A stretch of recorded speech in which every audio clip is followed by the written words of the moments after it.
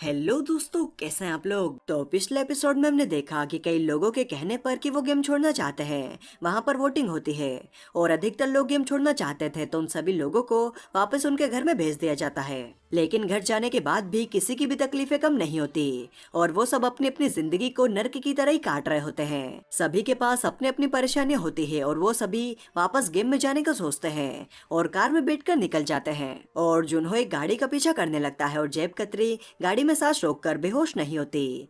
तो चलिए आप आगे बढ़ते हैं। तो एपिसोड की शुरुआत में हम देखते हैं कि एक गाड़ी का पीछा करते हुए जुनहो एक शिप तक पहुंच जाता है और वहां पर और भी कई गाड़ियां होती है जो कि शिप के अंदर जा रही होती है। तो जुनहो भी एक गाड़ी के नीचे लटक कर शिप में चला जाता है और फिर जब वो मास्क वाले सभी खिलाड़ियों की जांच करना शुरू करते हैं तो जुनहो गेहूं जिस गाड़ी में होता है उस गाड़ी में घुस जाता है और जब वो मास्क वाला उसकी जांच करने आता है तो वो उसका गला दबाकर उसे मार देता है और उसके लाल कपड़े और मास्क पहनकर उसकी बॉडी में अपना वॉलेट डालकर उसे शिप से बाहर फेंक देता है। लेकिन उसे वहाँ पर कुछ लोग देख लेते हैं तो वो उनसे कहता है कि मेरी थोड़ी तबीयत खराब है। तो स्क्वायर शेफ वाले मास्क वाला बंदा कहता है, क्या तुम रूल भूल गए हो, बिना सीनियर की इजाजत के तुम बोल नहीं सकते, चलो अब अपने केबिन में जाओ। तो यहाँ पर मैं आपको बता दूं कि ये जो स्क्वायर शेफ वाले मास्क वाले लोग हैं ये सीनियर हैं और ये जो ट्रायंगल मास्क वाले हैं ये गार्ड्स हैं और जो ओ मास्क वाले हैं ये वर्कर्स हैं। फिर वो शिप आइलैंड पर पहुंच जाती है और सभी प्लेयर्स को एक जगह पर लाया जाता है और उन सभी के कपड़े बदले जाते हैं। और क्योंकि जेब कतरी बेहोश नहीं हुई थी तो वो बड़ी ही चालाकी से अपना चाकू एक आदमी की जेब में डाल देती है और जैसे ही उसके कपड़े बदल दिए जाते हैं तो चाकू फिर से खुद के पास रख लेती है।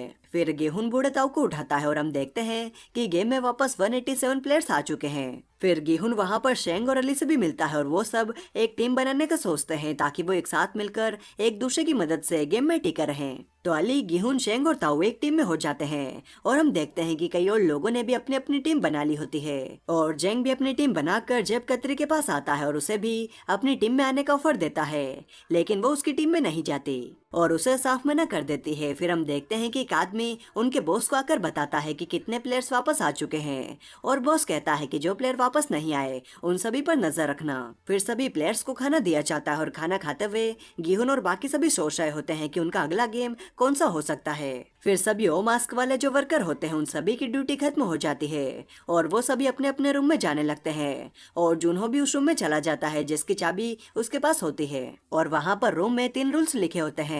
पहला कि बिना मास्क के कोई भी रूम से बाहर नहीं निकल सकता, दूसरा कि बिना परमिशन के कोई भी किसी से बात नहीं कर सकता और तीसरा कि बिना परमिशन के रूम से बाहर जाना मना है। फिर वो लड़की जिसने अपने बच्चे का नाम भी नहीं रखा था वो टॉयलेट जाने के लिए उन लोगों से चिल्ला चिल्ला कर बोलने लगती है। तो वो कहते हैं कि टाइम खत्म होने के बाद कोई भी रूम से बाहर नहीं जा सकता, लेकिन वो औरत उन्हें परेशान करती रहती है तो वो गेट खोल देते हैं और जेब कतरी भी आकर कहती है कि मुझे भी टॉयलेट जाना है। फिर वो दोनों टॉयलेट में आ जाते हैं और हम देखते हैं कि ये औरत अपने साथ सिगरेट छुपा कर लाई थी और टॉयलेट में बैठकर आराम से सिगरेट पीने लगती है। और जेब कतरी वहाँ पर आती है और टॉयलेट के ऊपर वेंटिलेटर में घुस जाती है ताकि वो देख सके कि वहाँ पर क्या चल रहा है। और वो देखती है कि कई वर्कर्स चीनी पिघला रहे होते हैं और दूसरी तरफ गार्ड हैन को टॉयलेट से जल्दी से बाहर निकलने के लिए कहता है तो वो नाटक नौटंकी करने लगती है ताकि गार्ड जेब कतरी के आने से पहले अंदर ना आ जाए। लेकिन थोड़ी देर में ही गार्ड अंदर आ जाता है और जब तक जेब कतरी भी वहाँ पर आ जाती है। फिर हैन जेब कतरी से पूछती है कि तुमने वहाँ पर क्या देखा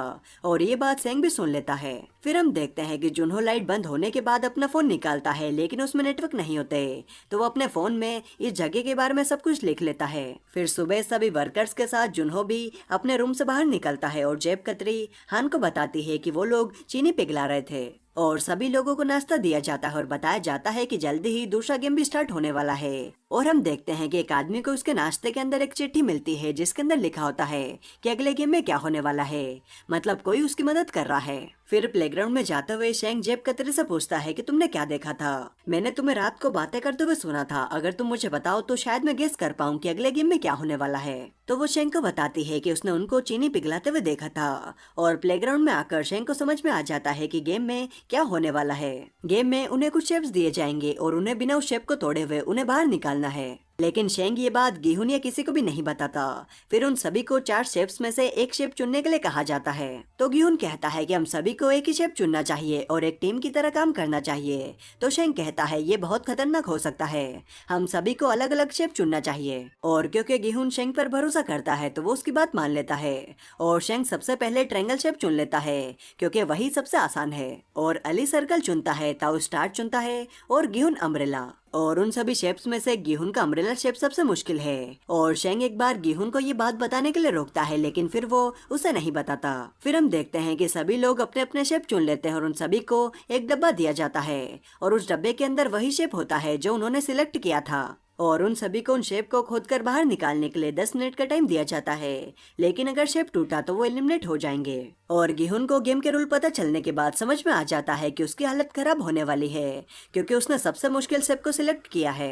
फिर सभी लोग अपने अपने शेप्स को बाहर निकालने लगते हैं और एक आदमी का अम्ब्रेला शेप टूट जाता है तो उसे गोली मार दी जाती है। और फिर एक एक करके कई लोगों के शेप टूट जाते हैं और उन सभी लोगों को गोलियां मार दी जाती है और बॉस ये सब आराम से देख रहा होता है। फिर हम देखते हैं कि जिस आदमी को चिट्ठी मिली थी वो, जेब कतरी और अली भी गेम पास कर लेते हैं। और जो लोग गेम में पास होते जाते हैं वो रूम से बाहर जाते जाते हैं। और वहाँ पर जुनहो भी ये सब देख रहा होता है कि तभी एक स्क्वायर शेप वाला सीनियर आकर उससे कहता है कि आज की तुम्हारी ड्यूटी है कि तुम एलिमिनेट हुए प्लेयर्स को यहाँ से हटाओगे, तो तुम अभी से यहाँ पर क्या कर रहे हो। तो जुनो कहता है सॉरी सर, मैं कंफ्यूज हो गया था। तो सीनियर कहता है इस बारे में हम बाद में बात करते हैं, गेम खत्म होने तक तुम यहीं पर रुकना। फिर हम देखते हैं कि जिस प्लेयर को चिट्ठी मिली थी उस प्लेयर को बाकी सभी प्लेयर से अलग जगह पर ले जाया जाता है और ऐसा क्यों हो रहा है इसका जवाब हमें आगे मिलेगा। और जैसे जैसे वक्त कम होता जाता है गिहुन और भी ज्यादा घबराता जाता है और उसके पसीने छूटने लगते हैं और पसीने की कुछ बूंदे उस शेप पर गिर जाती है। और गिहुन को समझ में आता है कि अगर वो शेप को पीछे से चाटेगा तो चीनी जल्दी से पिघलेगी और अम्ब्रेला शेप जल्दी से बाहर निकल जाएगा। तो वो उसे चाटने लगता है और हेन लाइटर की मदद से सुई को गर्म करती है और अपने शेप को आराम से बाहर निकाल लेती है। और जेंग की मदद करने के लिए उसके पास लाइटर छोड़कर चली जाती है और जेंग भी लाइटर की मदद से सुई को गर्म करके शेप को आराम से बाहर निकाल लेता है। और ताऊ भी शेप को बाहर निकाल लेता है और गिहुन को देखते हुए बाकी लोग भी अपने शेप को बाहर निकालने के लिए उसे चाटने लगते हैं। और गिहुन शेप को चाटते चाटते आखिरी के कुछ पलों में उसे बाहर निकाल लेता है और फिर वक्त खत्म हो जाता है। और एक आदमी अपना शेप छुपाता है क्योंकि उसने उसे तोड़ दिया होता है। और जब उसे गोली मारने वाले होते हैं तो वो एक गार्ड पर हमला करके उसकी बंदूक छीन लेता है और एक सीनियर के ऊपर बंदूक रखकर उसे अपना मास्क उतार कर अपना चेहरा दिखाने को कहता है। और जब वो मास्क उतारता है तो वो आदमी देखता है कि वो तो एक छोटा लड़का है और ये देखकर वो खुद को गोली मार लेता है। और फिर वहाँ पर बॉस आकर उस बच्चे को भी गोली मार देता है और कहता है अगर तुम्हारा चेहरा दिखाई दिया तो तुम मारे जाओगे। और बाकी सभी लोगों को भी गोली मार दी जाती है जो टाइम खत्म होने पर भी गेम खत्म नहीं कर पाते।